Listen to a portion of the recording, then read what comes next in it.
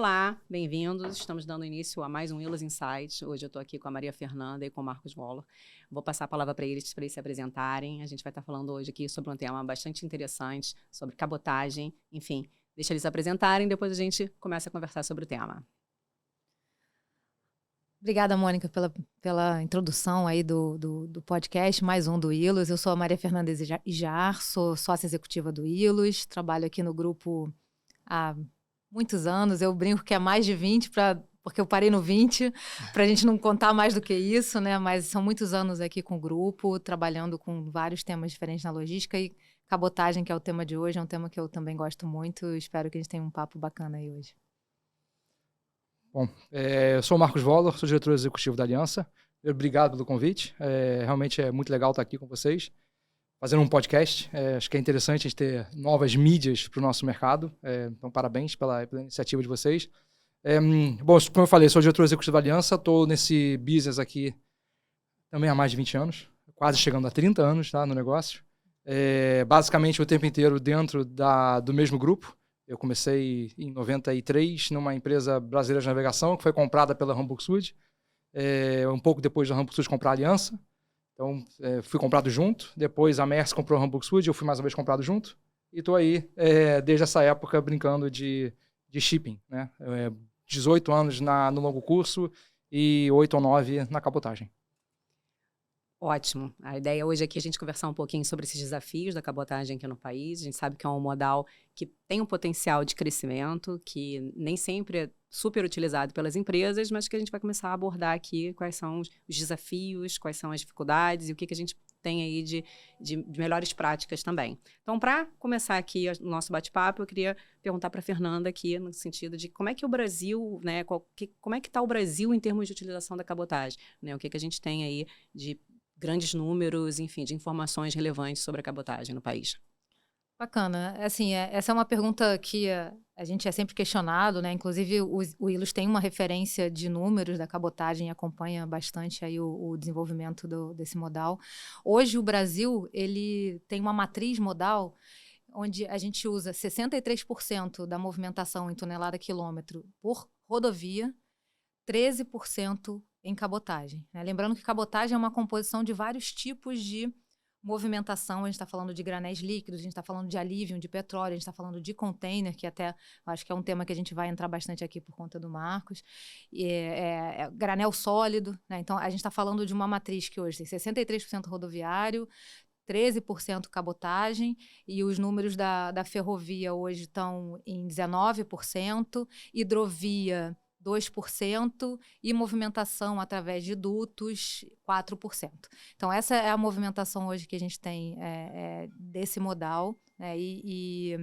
Enfim, quando a gente fala de container, né, já entrando um pouquinho até aqui no assunto com o Voller, que a gente está falando de uma participação de 9% dentro desses 13%, né? Ou seja, a gente sabe que a cabotagem que hoje tem o maior volume é a movimentação relacionada a alívio de petróleo, que nem é o tema aqui, mas ela é importante dentro dessa matriz de movimentação, né? Mas eu diria que a cabotagem que tem mais potencial de crescimento, que é por aí que a gente deveria conversar um pouco mais, é a cabotagem que movimenta container.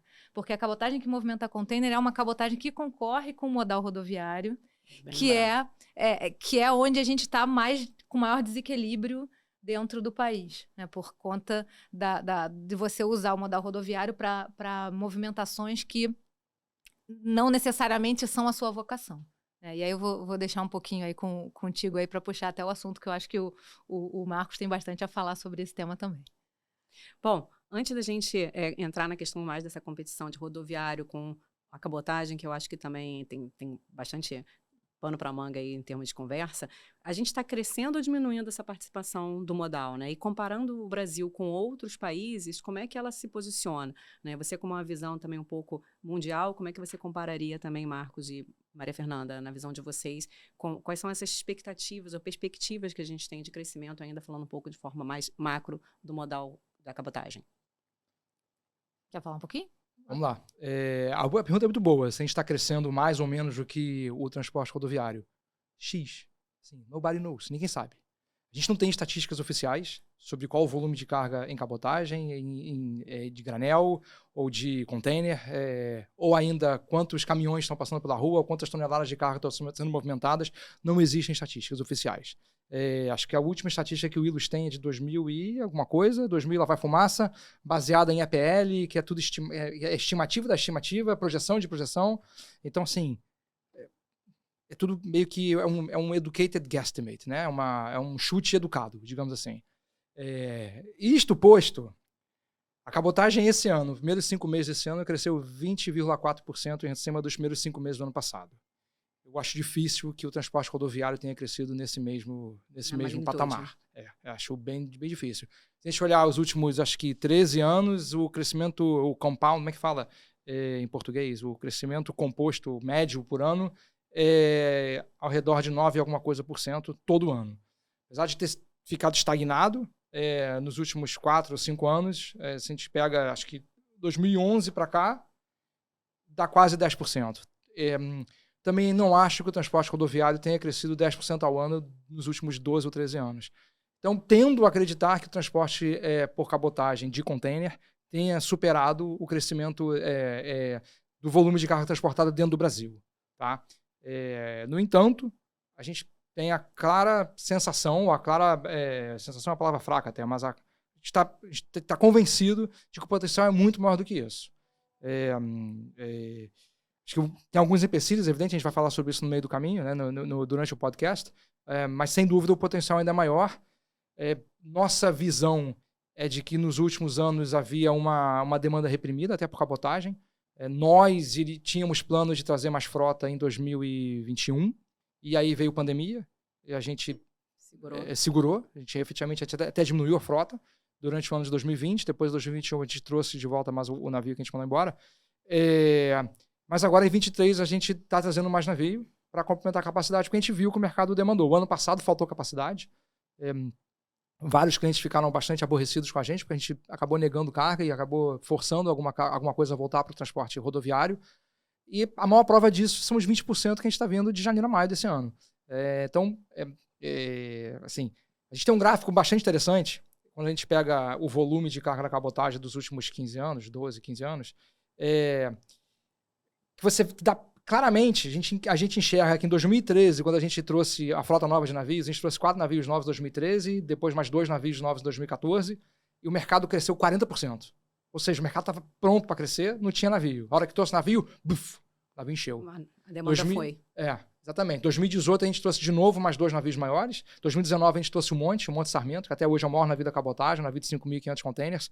E novamente o mercado respondeu super rápido, cresceu, e de 2019 para cá o mercado meio que estagnou, está dando de lado. E agora está crescendo de novo, porque está vindo capacidade. Então, dando uma resposta longa, mas a visão que a gente tem é que o mercado tem potencial para crescer mais, e eu acredito que tenha crescido, que esteja crescendo acima do mercado brasileiro de transporte de carga. Acho que a Maria Fernanda tem alguns números aí, né? Eu tenho alguns números. Eu vou te dar uma boa notícia que, assim, a gente tem conseguido acompanhar a evolução, inclusive, do rodoviário. A gente criou uma metodologia que eu concordo contigo, assim, a gente não tem o número oficial do total movimentado, mas a gente tem algumas formas de tentar estimar isso, e é uma estimativa que a gente entende que é bastante razoável, porque a gente olha pelo consumo do diesel dentro do transporte rodoviário. Okay. E aí é óbvio que você tem que estimar quanto de volume de carga para cada movimentação de diesel, mas a gente consegue entender pelo menos o evolutivo disso, né? Porque não muda tanto essa questão do agrupamento. Enfim, a gente criou uma metodologia, e aí o número também é uma boa notícia. Quando a gente pega há mais de 10 anos atrás, o rodoviário já foi 68%. A gente está por volta de 63%. Aí você pega assim, poxa, mas está demorando, né, para trocar essa matriz. Realmente, está demorando. Mas demora mesmo, porque você precisa... E não é só a cabotagem que come do rodoviário. Você tem ferrovia, que necessita de investimento em trilhos. Você tem a hidrovia, que necessita de investimentos também na questão dos rios, enfim. Então, mas a boa notícia, a cabotagem já foi 10% e hoje é 13%. Eu só, mas só isso que cresceu? Mas deixa eu lembrar que a cabotagem ela é composta por outras movimentações. Então, se você tem menos alívio, isso dá uma importância muito grande para o total movimentado dentro da matriz. Agora, o container, que aí sim é o que faz a concorrência com o modal rodoviário, o container, ele cresceu a 11% ao ano nos últimos 10 anos. Que mercado que cresce a 11% ao ano nos últimos 10 anos? Né? Então, realmente, a gente vê o movimento de retirada de veículos que estão no rodoviário para a movimentação em cabotagem, sim. Agora, o quanto que isso representa na matriz, talvez isso não seja tão visto, porque ele tem a cabotagem tem outras movimentações, né? Mas realmente contenta. E a gente também fez aquela conta do quanto é o potencial, né? E a ordem de grandeza 4,8. é 4. A ordem, eu ia falar entre 4 e 5, né? E você está com o número na cabeça certinho, que é o 4,8, que esse sim depende um pouco da informação do origem e destino de carga, que o Brasil não tem atualizado isso. Então, essa do origem e destino, e essa estimativa é realmente... Agora eu estou falando entre 4 e 5, porque a gente viu que já melhorou um pouco, mas a gente precisava de mais números oficiais para poder revisar, mas provavelmente não mudou muito, não. Vai ser alguma coisa entre 4 e 5 mesmo. Quer dizer, a cada container que está hoje na cabotagem tem entre 4 e 5 no rodoviário que tem o perfil Cabotável. Que poderia de mudar para estar na cabotagem. É. E esse perfil é o quê? Para as pessoas entenderem. É um perfil que você precisa de uma certa distância para valer a pena, porque distâncias muito curtas não fazem sentido. Não é competitivo. Não é competitivo até por quê? Porque se você tiver uma distância muito curta, até você tem que ter a perna rodoviária ou ferroviária na origem e no destino. Então, se essas pernas... Já que essas pernas precisam existir, se a distância é muito curta, vale mais a pena você já ir direto. Exatamente. Então, assim, não é porque a cabotagem não quer fazer, é porque realmente não faz sentido quando você bota no papel, isso não existiria para valer a pena, porque a distância total e o custo total não faziam sentido. Né? E tem outra questão também, que é o seguinte, o Brasil produz muitos grãos e tem muita movimentação que é do centro-oeste com destino à nossa costa, transversal. Então, assim, nessa movimentação, a cabotagem não ajuda, porque você está falando de uma costa, uma movimentação que precisa estar ao longo da costa e relativamente próxima dos portos, para que você não tenha uma movimentação tão grande nas pontas, porque senão é melhor você mandar direto também em termos econômicos. Né? Então, assim, quando você faz... Isso tudo entrou na nossa conta, e a conta dá 1 para 5, né, que seria a possibilidade de aumento aí do container, eu estou falando especificamente de container, que é diferente dos demais volumes. Né? A gente sabe que a cabotagem ela funciona muito bem em médias e longas distâncias, né? Acho que os principais exemplos de cases bem-sucedidos, né? Todo atendimento, por exemplo, com origem e saída de Manaus, que é ali praticamente toda a carga hoje, ela já é movimentada via cabotagem. E eu acho que isso exemplifica muito bem a utilização do modal adequado dentro de uma rota que faça sentido, né? Então, de Manaus para baixo, né? Qualquer saída ou chegada a Manaus, você tem digamos, esse lado da cabotagem pulsante, assim como Suape também e outros portos que puxam também de forma bastante significativa a questão da cabotagem. Mas é isso que eu queria explorar um pouquinho com vocês, né? Falando um pouco dessa parte mais da questão de quanto que faz sentido, né? Que segmentos de indústrias, de repente, fazem mais sentido, exemplificar com algum case que você julgue interessante, Marcos, que você tem a prática e a vivência. O que você traz de boas práticas, vamos dizer assim, da parte de cabotagem, quando a empresa ela migra efetivamente, ela desiste lá dos 300 caminhões dias e ela passa a colocar isso dentro de containers, e como é que isso flui de uma maneira mais harmônica na operação do cliente? A gente tem um case que é um case curioso, que foi meio que uma quebra de paradigma, que é bem recente. Assim, não é nenhum exemplo lindo, maravilhoso de operação eficiência, que traz eficiência e ficar round the clock, just in time, mas é um caso muito emblemático, que é açúcar. Açúcar sai do interior de São Paulo, né?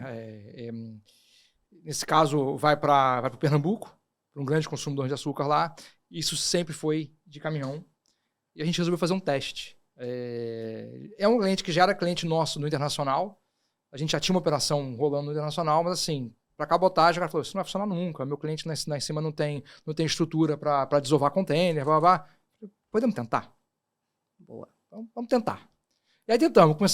Fizemos um lotinho de 2 containers, acabou que virou um business legal, um volume bastante legal, bastante considerável que está rodando, que é o seguinte, é muito simples. Um caminhão de carga geral, descendo com açúcar em Big Bag para Santos. Em Santos a gente tem um armazém, a gente pega, bota no container, e no container a gente leva para o recebedor final, a gente botou uma ação simples, assim, mas não é simplória, é simples, mas não é simplória, mas é bonitinha de ver. Tipo, fez uma rampa sob medida, porque o cara não tem doca, não tem nada, uma empresa simples, fez uma rampa, na rampa a gente desova o container, a gente baixou o custo deles, acho que foi 12% ou 14%, para um volume de açúcar gigantesco. Açúcar não vale muita coisa, então você tira 12%, 14% do custo, o cara É margem. É margem, exatamente, é margem. E o negócio virou. E o mais interessante é que isso meio que viralizou entre as outras usinas que ficam ali ao redor. Porque você sabe, o interior de São Paulo é uma usina atrás da outra. Né? Virou um case de sucesso, Virou né? um case entre eles. E outros usineiros estão procurando a gente agora. Pô, será que você consegue fazer igual pra gente? A gente também uma demanda aqui desses lugares e tal. Então, o açúcar, assim, não é uma carga típica de container. Né? É no longo curso. Às vezes, dependendo do frete, como é que está o frete de navio de granel, vai mais container, vai mais para granel, dependendo da qualidade do açúcar cristal, açúcar orgânico, ou então aquele açúcar mais rough, que esse vai de navio de granel mesmo. Mas assim, na cabotagem é novidade. Exceto açúcar refinado já ensacado, direto do supermercado, esse açúcar em Big Bag é novo. Então, quer dizer, mostra que com um pouquinho de criatividade, exercício e boa vontade, mais cargas podem ser atraídas para o negócio. Por isso é que talvez o 4 ou 5 é muito, é pouco. Sim, eu acho que o 5 é um potencial lindo, maravilhoso. Significa que eu posso quintuplicar o volume que tem na cabotagem, né? E a gente está targeting isso. Assim, quando eu faço o meu business plan de longo prazo, eu começo a desenhar o que é o addressable market da cabotagem e tal, eu estou mirando os teus 4.8. Então, assim, quantos anos eu vou levar para chegar no 4.8? Porque o 4.8, assim, se você pegar a foto hoje do Brasil, né? Então, hoje tem 300 mil containers por ano, pode ter 1,5 milhão, basicamente é isso, né? Mas se o Brasil crescer 2-3% ao ano, daqui a 10 anos esse 1,5 milhão vai ser 2,5 milhões. Isso. Então, 4.8, né, quando chegar lá, qual o tamanho desse mercado? E eu começo a pirar, assim, caraca, quantos navios eu preciso? Aonde eu preciso botar navio? Qual tipo de navio? E o porto? Como é que o porto vai acompanhar isso aqui? E as ferrovias? Como é que vão acompanhar? E as rodovias? Então, assim, é muito legal, porque a gente tem um roadmap de investimento aqui no Brasil grande. Aí eu estou falando só de aliança. Agora você falar aliança, Maersk, APM Terminals, nosso Landside, que a gente fala, que chama-se Maersk LNS, que é Logistics and Services. A gente tem um roadmap de investimento em caminhão, em armazém, em navio, em terminal portuário. E quando eu começo a desenhar todo esse panorama, que assim, de novo, o teu 4.8 precisa estar na ponta da língua, porque a gente usa esse número. O que eu quero fazer nos próximos 20 anos aqui no Brasil? O Brasil é um oceano azul, é um blue ocean. Quando a gente começa a falar do que pode ser a cabotagem, a gente viu, a cabotagem tem 23 anos de existência, 24 agora, mais ou menos.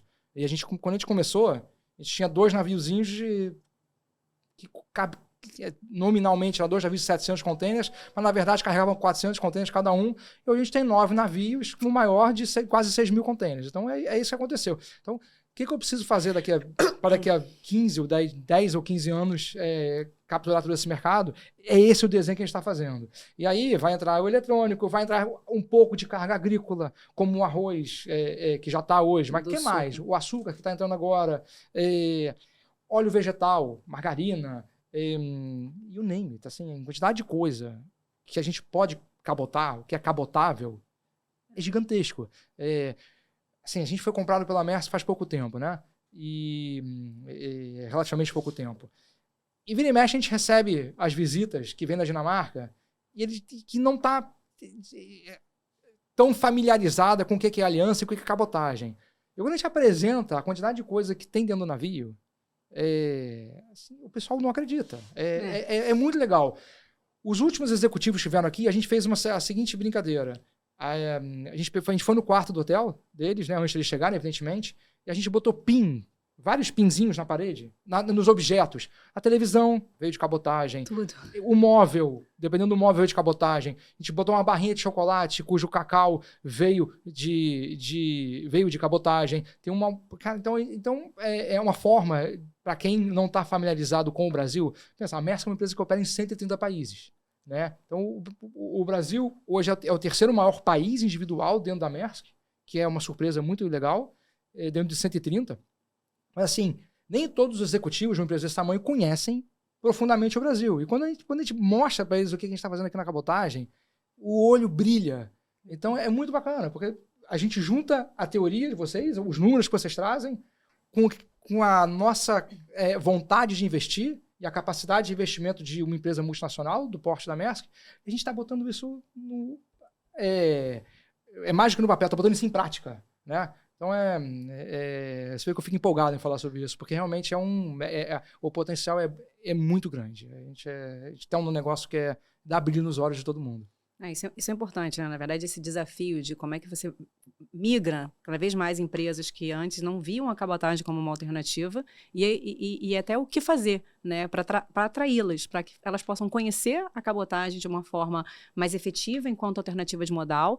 É um modal que, dependendo da distância que a gente esteja trabalhando, é pertinente, faz muito mais sentido do que o rodoviário, porque quando a gente pensa no Brasil com a extensão continental que temos, pensar que um caminhão vai andar 2.000, 3.000 quilômetros realmente é algo difícil, né, de viabilizar. E quando a gente imagina também a questão de o volume que está passando por essas estradas, então como fazê-las olhar para a cabotagem como sendo efetivamente um modal não só competitivo, mas que também seja operacionalizável, né, que elas compreendam, as empresas de forma geral compreendam que dá para ir, né, e daí a gente poderia discutir um pouquinho e trazer aqui essa questão desses desafios, né? Não sei, Maria Fernanda, se você quiser complementar, né, na sua visão, até porque a gente faz pesquisa também com relação a isso, né? O que na visão das empresas, né? Qual é esse grande desafio que faz com que elas, em alguns momentos, né, relutem um pouco ou tenham dificuldade de olhar para o modal da cabotagem sendo efetivo, né? No sentido de que vamos fazer acontecer. Mas é bom saber que está todo mundo migrando cada vez mais, né? Esse ponto é um ponto bem bacana, assim, porque a gente tem a teoria, a gente faz os cálculos, faz bastante pesquisa, e a gente também faz consultoria para a empresa. Inclusive, um dos carros-chefes das consultorias que a gente faz são consultorias relacionadas a transporte, né? E aí, em geral, o foco é o transporte rodoviário, como você melhora, como você ganha mais produtividade, está contratando direitinho e tudo mais. E para mim, a concorrência maior da cabotagem é com o rodoviário. Então, assim, não é a concorrência entre as empresas que estão lá prestando serviço, e sim a concorrência com o rodoviário, que te dá alta disponibilidade. A gente está falando aqui de mais de 1 milhão de transportadores autônomos, 300 mil empresas de transporte, enfim. É uma concorrência que te dá alta disponibilidade, uma alta flexibilidade, porque você estala o dedo, aparece um caminhão na sua frente, né? Frequência imediata e maior velocidade em termos de lead time. Então, assim, quando você está numa empresa, né? E qual é a decisão da empresa? A empresa, ela escolhe... O que ela precisa? Ela precisa de cabotagem ou de rodo? Não, ela precisa levar um produto de um lugar para outro. Então, quando ela olha modais, né, ou os serviços que estão sendo oferecidos para ela, na verdade, eu acho até que ela nem olha necessariamente o modal. Ela olha o seguinte: olha, eu quero em tanto tempo, eu quero agora, eu quero rápido, eu quero com flexibilidade para alterar a hora que eu quiser. Né? Só que aí entra um ponto seguinte: ela não está olhando só mais isso, ela também está olhando se aquela movimentação está emitindo muito. Então, isso é um ponto até que eu acho que depois vale a pena a gente conversar só sobre isso. Ela está olhando se aquele modal é seguro, ela está olhando se aquele modal tem a capacidade e a regularidade que ela vai oferecer, se ela realmente vai chegar lá no lugar e não vai ser roubado, se não vai ser... Então, assim... Então, essa comparação que eu entendo quando a gente olha nas empresas, quando a gente vai fazer um projeto de transporte, é que a gente vê que tem muitas decisões que estão voltadas para o modal rodoviário, até porque a empresa fala assim: não, eu preciso disso rápido, eu não tenho tanto volume, eu não quero esperar por um navio. Então, ela compara os níveis de serviço, não necessariamente... se eu quero mandar de água ou de rodo, né? Porque isso acaba sendo uma consequência. Acaba sendo uma consequência e eu vejo muito, e aí depois você podia falar um pouquinho também sobre isso, mas assim, eu vejo muito que as empresas hoje que prestam serviço de cabotagem estão se posicionando como operadores logísticos e não necessariamente uma movimentador de navio. De um porto a porto, né? Não é só isso. Por quê? Porque, exatamente, e porque isso acaba fazendo com que você consiga oferecer o serviço que é o que a empresa precisa. Ela precisa levar um produto de um lugar para outro num certo tempo, uma certa velocidade, uma certa frequência, com um certo nível de segurança, com um certo nível de pegada de carbono e assim por diante, né? Então, assim, quanto mais você se posiciona, né, como fazendo esse tipo de serviço, menos a decisão é cabotagem ou não cabotagem, sim, quanto que eu vou emitir, quanto tempo eu vou levar e assim por diante. E aí, assim, de repente, eu acho que vale você contar um pouquinho da sua experiência, é isso mesmo que você está vendo no mercado.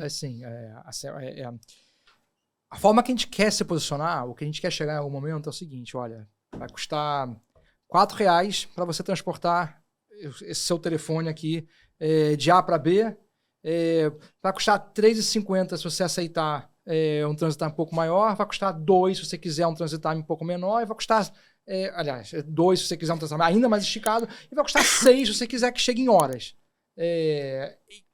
Por unidade, por SKU ou por unidade transportada. Independente se é um container, se é um pallet, quanto custa, qual vai ser meu custo unitário de transporte da peça que eu estou produzindo para chegar de A até a prateleira do meu cliente em determinados períodos de tempo.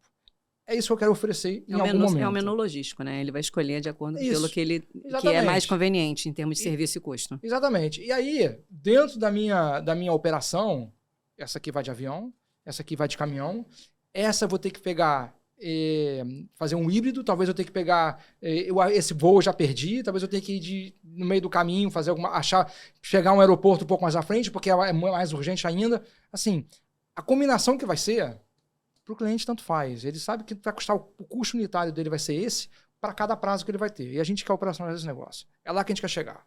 É lá que o nosso grupo está se posicionando, não só no Brasil, mas no mundo inteiro, para chegar nesse negócio. Seja via M&A, ou por criação interna de tecnologia, que a gente está criando a tecnologia para chegar nesse nível de detalhe para o cliente, e o cliente não se preocupar mais. Então, eu vou entregar minha carga, ele pega aqui, armazena onde ele quiser armazenar, desde que entregue no cliente do cliente, na hora marcada, com preço combinado, vai do jeito que for, vai de helicóptero, de zeppelin, de navio, como for. Então é lá que a gente quer chegar. Esse é o nosso objetivo. Soa ainda bastante ambicioso, é uma coisa talvez muito aspiracional ainda, mas é o nosso norte. Esse é o objetivo em algum momento e a gente está se posicionando para lá. Então é isso que você falou, virar mais um operador logístico do que ser... Eu falo que a Aliança é um transportador... Hoje está deixando de ser isso, mas até então é uma transportadora que que acontece, que move as grandes distâncias via navio. Que para o cliente tanto faz. Ele não enxerga o navio, o cliente enxerga um caminhão com um container pegando a carga dele lá e chegando no destino um caminhão com containers. Do que está no meio do caminho, a gente entende que o navio é a forma mais eficiente. Mas amanhã pode ser que eu decida que o navio não é a forma mais eficiente em determinada distância. E para o cliente tanto faz, entendeu? Como eu falei, onde a gente quer chegar é isso aí. O bacana é que, assim, se você tiver também mais ofertas de navio, tudo mais, cada vez mais o navio vai fazer a diferença e vai conseguir se aproximar do que o transporte rodoviário tem de melhor, que é a disponibilidade, que é a frequência. Então, e aí você acaba sendo mais produtivo, consegue ter menor custo, consegue ter menor pegada de carbono. Então, assim, eu acho que embora no final das contas, que é o que a Mônica perguntou, assim, quem está decidindo é o dono da carga. O dono da carga não quer decidir se ele vai necessariamente ter que entender de navio para poder decidir isso. Ele entende quanto tempo você está entregando e tudo mais. Mas se você conseguir, né, absorver e dar mais oferta e fazer com que o navio consiga levar mais, você consegue ser mais produtivo. Então, o Brasil ganha produtividade, né, a empresa ganha produtividade, vocês ganham mais resultado, né, e aí é bom para todo mundo.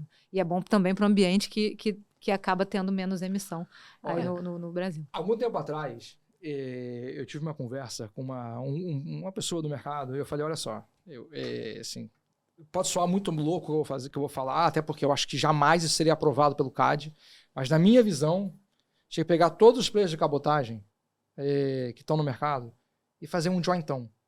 Pô, mas isso vai anti-competitividade, vai ser horrível e tal, para o ambiente competitivo. Não vai ser. Imagina todo mundo fazendo um pool de navio. Você vai ter, todo dia, ter uma saída de navio de Santos para o Nordeste. Todo dia. Qualquer coisa melhor do que isso. Então, cada player vai ter uma fatia daquele navio, mas todo mundo tem. Tem um navio por dia de Santos para o Nordeste. Tem um navio a cada 2 dias de Santos para Manaus. Tem um navio a cada 2 dias de Manaus para o Brasil inteiro.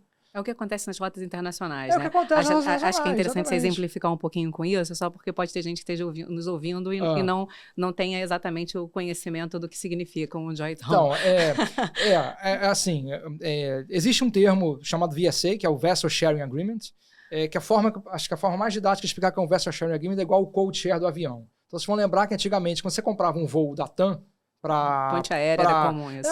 Na ponte aérea era comum, mas para quem é mais novo, nem pegou a ponte aérea, mas você pega compra um voo da TAM para Frankfurt e eventualmente você cai no voo da Lufthansa.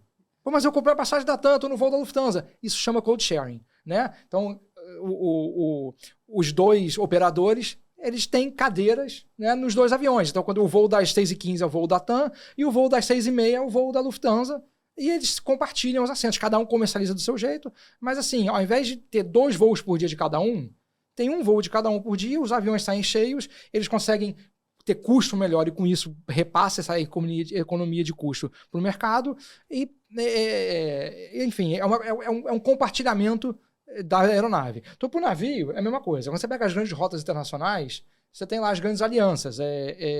O 2M, que é Maersk MSC, o The Alliance, que é Hapag-Lloyd e... Putz, agora não me lembro. Hapag-Lloyd, que é COSCO, e mais alguns. E assim vai. Então, é normal você ter nos trades internacionais esses VSAs, onde você tem vários armadores compartilhando navio e com isso ganhando frequência. Você tem muito mais frequências. Em vez de ter um navio, uma frequência semanal da Ásia para a Ásia para a Europa, às vezes tem 2 por dia, né? No esquema de compartilhamento de navio. E na cabotagem, o termo VSA ele não existe no Brasil. A nossa regulação atual não prevê esse tipo de compartilhamento de espaço, apesar dele existir, ela não prevê. Mas assim, é contra-intuitivo. Mas a minha opinião é, se a gente conseguisse fazer um grande jointão, onde todo mundo colocasse seus navios, e de uma forma um pouco mais racional no sentido de, eu preciso ter 5 navios indo a Paranaguá, por exemplo, talvez Paranaguá não tenha tanta demanda, pode ter 2. Então, economiza custo e você faz as rotas ficarem mais eficientes, né? Eficientes e eficazes. Então, imagina, pro cara que sai de Manaus, ou pro cara que quer ir para Manaus, ou pro Nordeste, ele fala, puta, eu preciso da carga urgente, só tem navio na sexta-feira, hoje é terça. Eu tenho que esperar até sexta-feira para o navio chegar? Não, amanhã tem navio, sabe? E aí você monta, por trás da operação, você tem que montar a esteira para chegar, né? Então você vai ter, de determinado lugar de São Paulo, você tem trem diário, que vai pegar o cut-off do navio de amanhã, ou você vai ter os caminhões que saem a cada X tempos, que vão pegar o cut-off de hoje, o cut-off de amanhã, o cut-off depois de amanhã, e assim vai indo. Isso traria uma eficiência gigante, por mais contra-intuitivo que seja, e com certeza, se chegar na autoridade concorrencial, isso não vai passar. Então talvez seja uma utopia, mas eu acho que do ponto de vista para o cliente, se você perguntar para o cliente se ele quer ter um navio todo dia de cabotagem, ele vai dizer, claro que eu quero. Mas como você faz isso de forma sustentável? Assim, fazendo um pool de navios.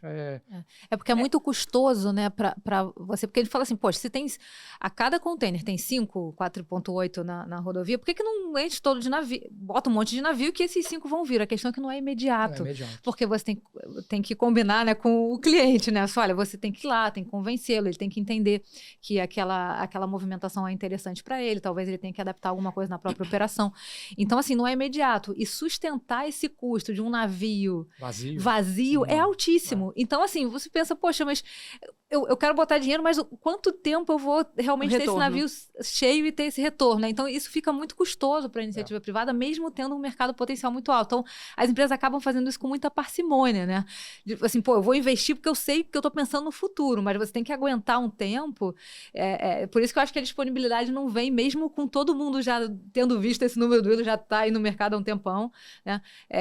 E por isso que é difícil você falar, mas então, cadê? Por que não está vindo tão imediatamente? Por que não está vindo agora mais navios, né? E não adianta botar navios assim, vou colocar, porque aquela operação não necessariamente vai se sustentar durante um tempo. E não adianta você fazer um navio só. O que você faz com um navio só? Exatamente. Você vai fazer um navio mensal? Santos Manaus, uma vez por mês? Não. Isso é importante pra caramba. Tem que fazer de 4 em 4. Exatamente. Pra você montar um novo serviço, isso é uma coisa que eu acho que nem todo mundo consegue entender. Essa explicação é legal. Do 4 em 4. Acho que vale a pena você conversar. O que eu falo é que o navio é igual um ônibus circular. Né? Se você tem um trajeto que demora, 2 horas para rodar, 120 minutos, e você quer ter um ônibus a cada 10 minutos, você vai precisar de 12 ônibus para que a cada 10 minutos tenha um ônibus passando no ponto. O navio é a mesma coisa. Se você tem uma rotação que demora 28 dias, que é mais ou menos o que demora Santa Catarina, Manaus e de volta, são dar os 28 dias, você vai precisar de 4 navios para ter a cada 7 dias um navio em cada porto. Que é uma das principais, eu lembro que quando a gente faz pesquisas, né, junto às indústrias, é uma das principais queixas das empresas, né? Essa baixa frequência, que daí quando você compara realmente com o modal rodoviário, não é que seja desleal, mas enfim, é uma outra característica.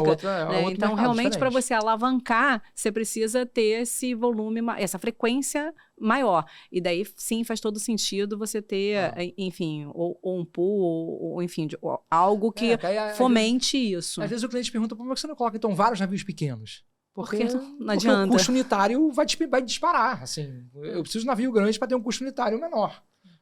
Então, mas é o tipo de pergunta que vem. E a gente tem que explicar, olha, porque não é assim que funciona. Eu não posso trazer 10 navios. Onde é que eu vou arrumar uma tripulação para 10 navios pequenos? Por exemplo, que é um pesadelo do momento. Se você perguntar a gente chegou nisso ainda, mas se você perguntar qual o maior problema da cabotagem hoje, é tripulação. Tá faltando tripulação. A gente tá perdendo muito tripulante para o offshore, assim, porque o offshore tá bombando aqui no Brasil. E assim, falta tripulante. Tem dia, a gente já teve casos de navio parar porque o tripulante ficou doente e não tinha substituto naquele momento. E a gente tá trazendo navio agora, outros concorrentes estão trazendo navio agora também, e assim, tá todo mundo. E aí? Cadê os tripulantes? Não tem tripulante. Então, é uma coisa que vai demorar anos até formar. Para formar. E assim, e os que vão formando, eles olham para assim, eu vou pro navio de container ou eu vou pro offshore? Assim, o offshore é cíclico também, assim como o nosso negócio também é cíclico, né? Mas o offshore agora está no topo da montanha. Então, o offshore, a gente era 63 dias a bordo, 63 dias em casa. Agora a gente teve que diminuir para 42, né? 42, então a gente teve que aumentar o giro da tripulação, que aumenta nosso custo para caramba. A gente fez um esforço de dar ganho real no salário, para tentar reter, não é nem atrair, é reter o que a gente tem dentro de casa. E mesmo assim, o offshore, assim, você parar uma operação de offshore, são milhões em multa, né? Então ninguém para. Então, assim, paga o que for.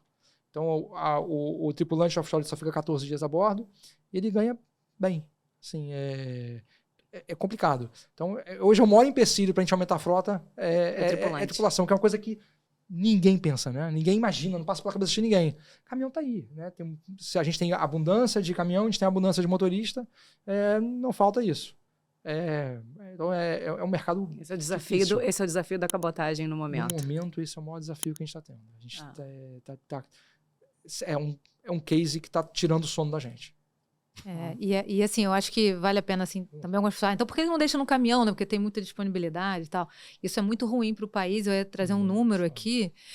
A gente está com um custo logístico, o último número calculado pelo Ilus, no que a gente apresentou, 13,7% do PIB é o nosso custo logístico total, sendo que quase 9% é custo de transporte. Aí você pensa, mas é porque a cabotagem é cara, porque o rodoviário... Não é que as coisas independentes são caras, é porque a composição dos modais é que tá mal feita, né? Porque o rodoviário ele acaba sendo muito mais caro por tonelada, né? Por quilômetro rodado.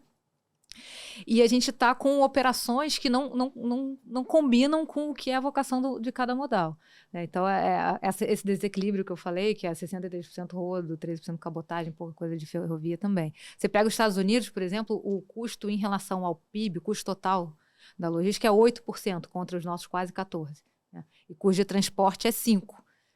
5,2. Então, a gente está 5,2 nos Estados Unidos e Brasil 8,9 de custo de transporte em relação ao PIB. Então, isso é dinheiro pra caramba. E aí, quando você pega... E se você fala assim, mas é só dinheiro? Não, é dinheiro, é emissão. A cabotagem, não sei se você já fez a conta, mas a gente chegou a fazer uma conta... Acho que é um sexto, não é isso? Um sexto da emissão. A gente chegou a 4 vezes menos, né, do que o rodoviário emissão. Tem alguns cases que conseguiu reduzir 80% da emissão, alguns cases que chegou a 66%. Depende um pouquinho da composição que você usava antes, né? Mas, assim, é muito menos emissão, né? Fora a questão dos acidentes, porque os acidentes nas estradas para o motorista que dirige longas distâncias é altíssimo. Então, assim, a gente está com uma matriz realmente e não aproveitando o melhor de cada um das vocações de cada um dos modais. É por isso que a gente, pensando no todo, pensando em custo, pensando em social e pensando no ambiental, a gente precisaria mudar esse cenário, com certeza. Acho que o ponto que você falou, a questão do ambiental, finalmente, a impressão que eu estou tendo agora como eu falei, eu estou nesse business já tem 8 anos, e desde o início que a gente discute com o cliente a questão, mas Emissões, né? Vamos falar de emissões. A cabotagem Mais sustentável. é muito mais sustentável. Olha, acho que de um ano e pouco para cá, 2 anos para cá, que realmente a gente está começando a ver o eco nos empresários de que, putz, realmente, se o custo for talvez até empatar, eu vou de cabotagem pela questão ambiental. Mas até outro dia ela, desculpa, você está um pouco mais caro, pô, mas e a questão ambiental? Não. O que interessa para mim é saving, você está mais caro, vamos continuar no caminhão. Mas agora as coisas estão mudando. Acho que realmente isso veio muito forte da Europa, né? Mas acho que a geração atual está muito mais preocupada do que a geração anterior. E isso começou a fazer eco nos empresários. Então, esse é um tema importante. Muitas vezes a gente está, em determinados trechos, a gente está até um pouco mais alto do que o puro rodo. E a gente vê empresas importantes falando, não, eu preciso melhorar a minha pegada, eu vou de cabotagem, porque se por um lado eu vou ter um gasto um pouquinho maior no transporte, por outro lado eu vou ter um crédito ambiental que me compensa isso daí. Então isso finalmente virou. Eu vou dizer para você que eu acho que essa é um ponto de inflexão e estamos no momento de uma virada importante para a cabotagem por conta da sustentabilidade, porque isso é uma coisa que não é mais... Você não está fazendo mais só porque você quer ser legal com o meio ambiente. Isso está vindo como orientação internacional, isso está vindo como... E vai doer no bolso, porque as regras internacionais de emissões e de necessidade de redução de pegada de carbono e descarbonização, elas estão vindo com força muito grande. E eu entendo que isso traz uma consequência super bacana da virada de chave do pensamento das empresas, que no final das contas, o dono da carga é que é o grande decisor. E se eu sou uma empresa que eu estou olhando e tenho no meu relatório de sustentabilidade uma meta de redução total, ou carbono zero, ou enfim, pelo menos uma redução de carbono mínimo, ela vai precisar olhar para todas as emissões, não é só a produção. Ela já está de olho na logística e ela vê um grande potencial de redução. Quando você fala, cara, é 80% de redução, é 4 vezes menos emissão. Ele levanta assim a cabeça e fala assim, sério? Então, vamos lá, vamos tentar experimentar essa operação, vamos rotas apostar, fazem sentido. Quais são as rotas que fazem sentido, e ainda... Olha, um custo equivalente a um pouco menor, né? Ok, eu tenho um pouco menos de nível de serviço, mas talvez esse pouco menos de nível de serviço, quando você começa a virar a chave e as empresas colocarem mais, você já consegue colocar mais navio, ele já começa, assim, a se aproximar de um serviço mais próximo do que a super disponibilidade de um modal. Tem a ver também com o planejamento da própria empresa, né? À medida que ela vira a chave para a cabotagem, ela realmente precisa alterar alguns parâmetros internos. Então, do sentido de como é que eu posiciono, então, aquele meu estoque, como é que eu ajusto a minha cadeia de forma a que eu tenha lá na ponta, né, meu cliente não sinta tanto essa diferença de nível de serviço, que é uma questão realmente de transit time que a cabotagem tem quando comparada com o rodoviário. Então, o que a gente está tentando fazer, a gente está fazendo para tentar ajudar o cliente nisso, a gente está montando nossa rede de armazéns. Então, tá bom, você tem uma preocupação com o teu lead time, eventual ruptura, legal. Aonde você precisa de um armazém? E quando você precisa de espaço de armazém para normalizar teu estoque no caso de uma ruptura, ou para você ter a cadência que você precisa na entrega. Porque, assim... Deixa que o meio eu cuido, né? Deixa que eu cuido, exatamente. Então, a gente está se posicionando para fazer isso. A gente abriu o armazém lá de Jaboatão, né? Do lado de Suape. A gente abriu o armazém de Cajamar. A gente tem outros agora no pipeline com esse intuito de ser o cara que vai normalizar a cadência de entrega para eles, independente de como vai.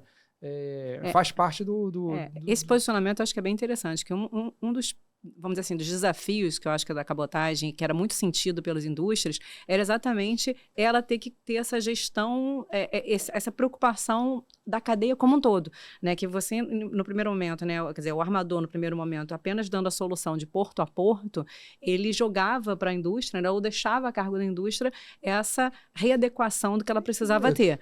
Quando você se posiciona de forma diferente, daí você entrega uma solução. Ao entregar uma solução, você consegue virar, né? Enfim, trazer mais empresas, né? Acho que isso é importante. O começo da cabotagem, quando a gente começou em 98, foi um fracasso, porque assim, o que você falou, assim, se você pega os meus memos internos, quando a gente tenta mostrar o que é a cabotagem, eu falava, a gente começou a cabotagem em 98, por que foi um fracasso? Porque a gente criou um problema para o cliente. Porque o cliente precisa contratar um caminhão, ele precisa fazer um contato com o Dois terminal. caminhões, né? Primeiro ele precisa contratar o caminhão na origem, alguém para encher, para tirar a carga depois. Ele precisa fazer um contato com o terminal portuário. Muitas vezes o cara não sabe o que é um terminal portuário, porque o cara não está inserido no comércio exterior, ele é um cliente doméstico. Você precisa contratar o terminal portuário, aí sim entra o armador, depois o outro terminal portuário no destino e arrumar um caminhão para tirar do porto para levar no cliente dele. Então a gente cria um inferno para a vida do cara, em vez de dar uma solução. Então, a hora que a gente entendeu isso, que a gente começou a montar a nossa transportadora e fazer o porta a porta, aí o negócio começou a decolar. Mas é isso. O próximo passo é entrar nos outros modais. É aquilo que eu falei há pouco tempo. É tratar cada pedacinho, cada SKU individualmente com preço para entrega no tal prazo, independente de estar no meio do caminho. Tá? A gente saiu da floresta e estamos chegando agora num jardim florido, entendeu?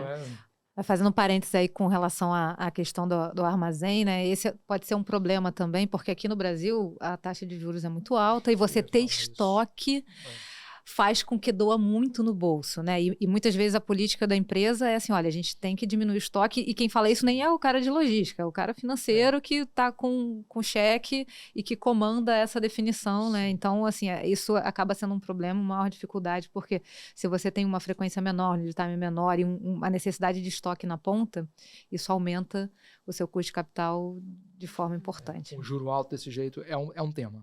Essa é uma discussão que a gente tem tido com alguns clientes de carga de maior valor agregado, que os caras fazem aquela conta aqui, puta, meu custo de capital é esse aqui, se isso aqui demorar 8 dias a mais no navio, por mais que seja mais barato, tá empatando e não posso correr o risco. O custo total não tá fechando. E isso acaba sendo importante. Então, assim, por isso que essa virada de demanda, você tem a demanda que tem que querer, né? E tem a oferta que também tem que responder com essa velocidade, porque se você não conseguir se igualar a uma velocidade, você aumenta muito o custo de capital da empresa. Esse é um ponto importante que poucas pessoas enxergam, veem o negócio, mas é relevante para a tomada de decisão. Relevante, eu ia querer puxar mais exemplos, né? Assim, vamos falar de exemplo, cases de sucesso, né? Você falou o case, por exemplo, do açúcar. Normalmente as indústrias, às vezes, têm uma dificuldade maior de enxergar esses benefícios, né? Principalmente o varejo tem uma dificuldade muito grande, pelo menos sempre que a gente trabalha com varejo existe uma dificuldade, eles ficam, às vezes, no meio do caminho. E de indústrias de bens de consumo, que eu acho também que tem um potencial de virada, até porque de caminhar mais para a cabotagem, né? Porque a gente tem uma industrialização muito forte aqui no Sudeste, assim como você tem alguma coisa também no Nordeste, claro, mas você percorre grandes distâncias para atender todo o mercado nacional. Então, como é que você vê a cabotagem ajudando, né, esse perfil de indústrias de bens de consumo de forma a trazer uma solução sustentável, que agregue valor, enfim, com uma frequência adequada, com nível de serviço? Quer dizer, aonde você encaixa a cabotagem nesse desafio aí desse segmento? Assim, a indústria a gente chama de FMCG, é uma sigla, é o Fast Moving Consumer Goods. Boa parte do que está no navio é FMCG, é bens de consumo. Se faz o supermercado, pega o supermercado no Nordeste, cara, boa parte lá dentro vem de cabotagem. Não é só o arroz, é o detergente, é o sabão, é em pó, quando o cara vai no home center, é o tile, como é que fala? A cerâmica que ele vai comprar para casa dele, é o sofá que vem desmontado do sul, sim, a geladeira, o micro-ondas, que é interessante, porque uma geladeira e micro-ondas vem de Manaus? Não, vem de Santa Catarina, que isso foi importado. Vai em Santa Catarina, tem o benefício para Santa Catarina, e Santa Catarina vai para o resto do Brasil, e para o resto do Brasil vai de cabotagem. Então, a gente entrega no home center, a gente entrega cara, a gente entrega em obra. Não sei se você sabe disso. Tem construtoras no Norte e no Nordeste que cada obra é um CNPJ, né? E eles precisam comprar desde o elevador, precisa comprar tijolo, precisa comprar cimento, precisa comprar vergalhão. E a gente pega numa Gerdau da vida, pega numa Secrisa da vida, e entrega na obra, no canteiro de obra. Até as construtoras entenderam que usar a cabotagem, quando você está erguendo um prédio, faz mais sentido do que você trazer um montão de caminhão. Assim, essa virada de chave começou, né? Já foi. Começou. E é o que eu estou te falando, é igual o caso do açúcar. Isso vai propagando. Porque assim, não é normal você ver um container vermelho escrito Hamburg Süd, um container cinza, uma obra. Escrito Maersk, numa obra. E assim... Não é tão comum. E com frequência. Então, que diabo é isso? E aí vão entender. Pô, caixa d'água. Cara, caixa d'água é muito legal, porque assim... Tinha uma empresa que fazia caixa d'água no sul do país e o cara falou assim, eu preciso entrar no mercado do Nordeste. Eu não tenho grana para abrir uma fábrica no mercado do Nordeste e assim botar em caminhão caixa d'água assim, cuba muito. Cara, criou-se uma forma de estufar as caixas d'água dentro do container. E a gente viabilizou o business do cara. O cara entrou no mercado do Nordeste com uma força gigante. Muito tempo depois ele reabriu realmente um CD grande e hoje a empresa está lá presente e só viabilizou o business por causa da cabotagem. Se não tivesse cabotagem, até hoje, ou ele teria tido que abrir uma fábrica lá, que é um custo de capital muito mais alto, até empatar e fazer dinheiro e tal, levar um tempão. Mas assim, uma coisa que a gente viabilizou muito rápido. Então, a quantidade de casos assim é muito grande. E outra coisa legal, também um case que a gente gosta de falar, é o case do alumínio, que ali sim é o tal da economia circular perfeita. Porque assim, a gente tira os lingotes de alumínio lá do Pará, leva para Pinda, em Pinda vira bobina, no cliente está em Pinda, de Pinda a gente tira a bobina, leva para a fábrica de latinha, vira latinha, a gente leva a latinha depois para a cervejaria, vira cerveja, a gente leva a cerveja, a gente leva a cerveja para os mercados e depois a gente recolhe aqueles fardos de lata amassada e leva de volta para Pindamonhangaba. Então é um ciclo completo de economia circular, tudo via cabotagem. É muito bacana. Um outro case legal desse jeito, que virou, e agora outros clientes estão tentando chegar parecido, é uma indústria grande de 2 rodas, que a gente faz tipo um milk run para coletar as autopartes, que vão para Manaus para virar a moto. De Manaus, todas as motos que são produzidas no Brasil de lá para cá. Então, vem de container, né? E tem um rack específico. Cada container cabe 48 motos. Né? E os racks são reutilizáveis. Então a gente leva as motos de volta e depois recolhe os racks. Cada 6 containers de moto vira um container de rack e os racks voltam para Manaus depois de novo. Assim, é que não tem visibilidade, a gente não fala muito sobre isso, né? Mas a quantidade de cases desse tipo é muito grande, é muito legal o que uma logística bem feita e eficiente, barata, né? Barata não sei se é a palavra certa, mas... Adequada, isso, e confiável, acaba transformando novas indústrias. Então, Esse exemplo das motos ele é bem interessante, porque praticamente toda a produção de motos ela é feita na Zona Franca de Manaus e o consumo tá tudo aqui. Então, quer dizer, você está quase 3.000, 4.000 quilômetros de distância. Manaus é uma ilha, né? Só sai de lá ou por barco ou por ar. E daí você tem que trazer todas essas motos, né? Uma vez produzidas lá para serem vendidas e consumidas aqui. Então, acho que é um case interessante. E é bom dar essa visibilidade. Eu acho que quanto mais visibilidade a gente dá de diferentes tipos de segmentos de indústrias, né? Que podem ser atendidos por cabotagem, mais você fomenta a cabotagem. Então, isso é relevante também. Eu achei barato essa questão da viabilização de negócios, né? Porque isso acaba aumentando aquele 1 para 4.8, né? Porque são negócios que nem estão ainda acontecendo. Isso aí. E que se você tiver disponibilidade, se você tiver um custo acessível, ele consegue trazer para você. Eu cheguei a pensar na questão, porque poucas pessoas sabem também que também existe desbalanceamento entre a ida e a volta, né? Então, a subida e a descida. Porque sobe mais carga saindo do sudeste na direção norte do que descendo. Então, voltam containers vazios, assim como volta caminhões também, né? Então, essa utilização desse espaço vazio talvez faça com que você consiga fazer algo mais acessível para viabilizar negócios do Nordeste. E aí você tem toda a questão social também, de desenvolvimento econômico. Você sabe uma coisa que chegou num nível que começa a tirar a nossa competitividade, que é o custo portuário. A gente pega o caso de Suape, acho que Suape é o maior exemplo. A tarifa de Suape é super alta. Questão histórica do modelo de concessão e tal, e realmente em Suape a gente perdeu carga por conta do... O que aconteceu em Suape foi o seguinte: em 2018 veio a greve dos caminhões, todo mundo ficou desesperado, o custo do caminhão disparou, e de repente a gente ganhou muita carga saindo de Suape, saindo de Pernambuco, às vezes para o Ceará, para a Bahia, para o Rio e para São Paulo, que são típicos trechos de caminhão. Que são raio curto e geralmente um pedaço onde os caminhões estão ociosos. Aí veio a tabela da NTT, muita carga... Regulava o preço. Regulava o preço, exatamente, em frete e retorno. Fluxo, exato. Isso. E aí a carga migrou pra gente. Muito forte, uma carga que a gente nunca tinha capturado.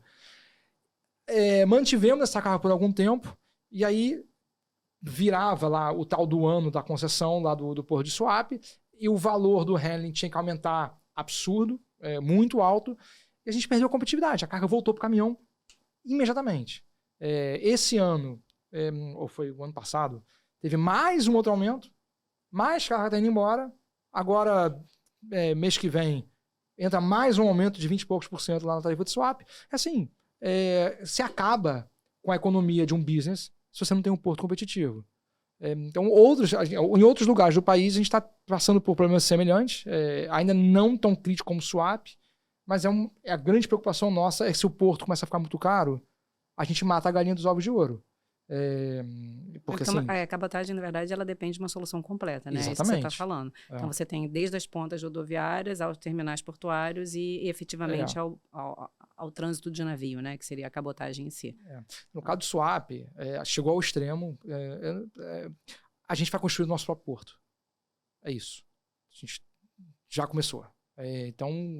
essa verticalização a gente vem vendo na... A questão da diversificação é uma integração. Assim, a gente acaba que a indústria precisa achar a eficiência.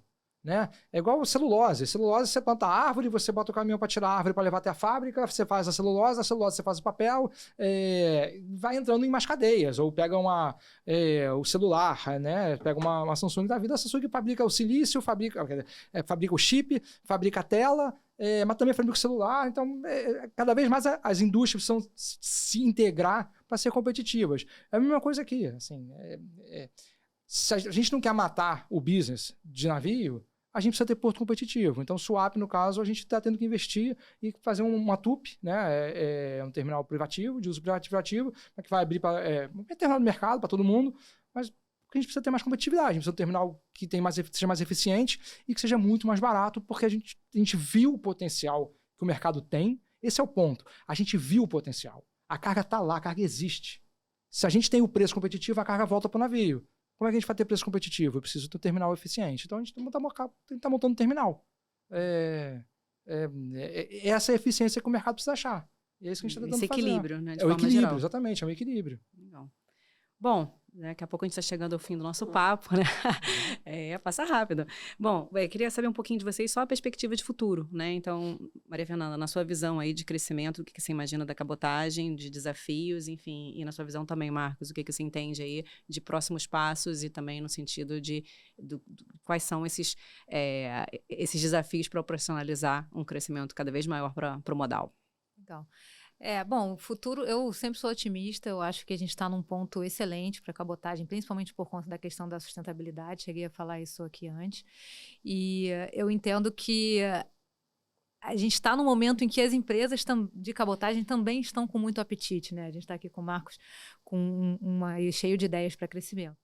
E a gente vê pelo lado das empresas embarcadoras, que a gente tem conhecimento, que muita gente está estudando realmente esse mercado para poder fazer uma virada de chave, ou por conta da descarbonização, ou por conta de alguma oportunidade econômica.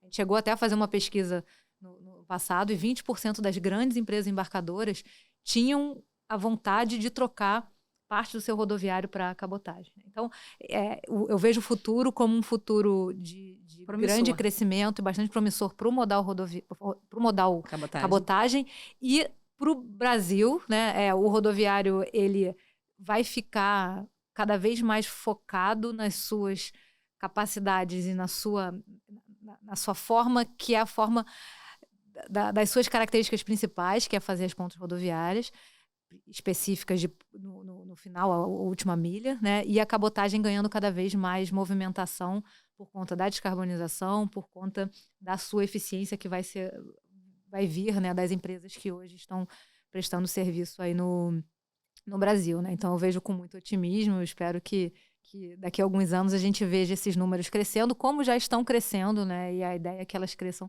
cada vez mais, e aquele número de 1 para 4,8 diminua um pouquinho, porque já vai ter se absorvido uma parte, né? Ao mesmo tempo que ele também pode ser que aumente, porque novos negócios vão ser viabilizados, porque você vai ter uma capacidade com muito mais eficiência econômica através da utilização de navios de cabotagem. E que a nossa economia cresça também, né? Que a nossa economia cresça, exatamente. Com as taxas de juros de uma trégua, né? E assim vai. E você, Marco? A gente também tem super otimista. A gente segue investindo. A gente está construindo uns conjuntos de navio com empurrador aqui no Brasil, não sei se vocês sabem. É bonitinho, um projeto inédito, não tem no mundo inteiro, é o primeiro desse tipo. A gente fala que é uma balsa, né? É muito mais que uma balsa. É um pequeno naviozinho com empurrador, o empurrador sai e ele pode empurrar um outro conjunto. Está construindo aqui no Brasil, no estaleiro Rio Maguari, são 2 conjuntos por enquanto, com capacidade para 750 contêineres cada um, inclusive para carga reefer, porque a nossa ideia é, com esses conjuntinhos, a gente conseguir entrar em portos menores, que hoje os navios de contêiner não conseguem entrar. Pelo calado, pela dificuldade. Exatamente. De investimento em infraestrutura adequada. Exatamente. Então, a ideia é justamente o que você falou, é criar mercado, sei lá, Natal, por exemplo, Cabedelo, onde não dá para operar com navio oceânico, mas esses conjuntos são mais propícios para trabalhar lá. Então, a ampliação no mercado atual, que aumentar os 4.8 para o infinito, mas junto com isso, muito trabalho em terra. Porque, assim, o Brasil é super competitivo no mar. Quando a gente compara o nosso custo unitário no navio brasileiro com os outros 700 navios que a gente tem ao redor do mundo, a gente é super competitivo. A gente tem um problema sério em terra, né? Nosso transporte rodoviário é mais caro, a nossa burocracia faz as coisas serem caras, faz o trabalho ser caro, a gente não é muito produtivo por conta de várias burocracias internas e tal. Então, a gente precisa trabalhar lá para conseguir fazer o business cabotagem ser mais barato e com isso atrair mais carga. Então, o nosso grande objetivo é ganhar eficiência para poder fazer o mercado crescer. E aí, seja através de caminhão, operando nosso próprio caminhão, que a gente consegue, então, trabalhar com um custo mais baixo, uma base mais baixa, com os nossos terminais, para conseguir ter custos mais baixos e, com isso, capturar mais mercado, passar para o mercado essa eficiência, com os armazéns que trazem mais confiabilidade na cadeia de transporte. Então, esses são os pontos que a gente tem olhado para fazer com que o mercado cresça de forma assim, eficiente e sustentável. Muito bom o papo. Fico feliz, né, como profissional de logística, eu acho que eu acredito realmente nesse modal, eu sempre falei isso, eu acho que é um modal que tem uma aderência muito forte com o nosso país. Sim, ótimo papo, Nanda, ótimo papo, Marcos. Espero que a gente volte a conversar, de repente, daqui a algum tempo, já com números melhores, já com, enfim, com dados melhores e que a cabotagem evolua cada vez mais no nosso país. Obrigada, Nanda, obrigada, Marcos. Obrigado. Tchau, gente.